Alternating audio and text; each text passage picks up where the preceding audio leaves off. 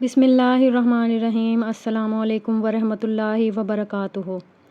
یزید بن شجرہ رضی اللہ عنہ کہتے ہیں کہ رسول اللہ صلی اللہ علیہ وآلہ وسلم ایک جنازے میں نکلے تو لوگوں نے اس کے بارے میں تعریفی کلمات کہے اور اس کی تعریف کی۔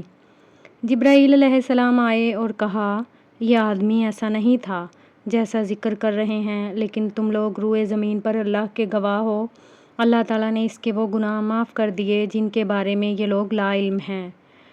السلسلۃ الصحیحہ حدیث نمبر 3247۔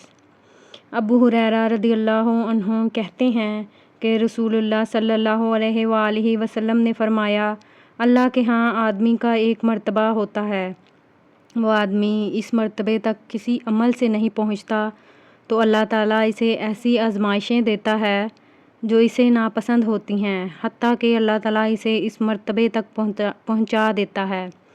السلسلۃ الصحیحہ حدیث نمبر 3248۔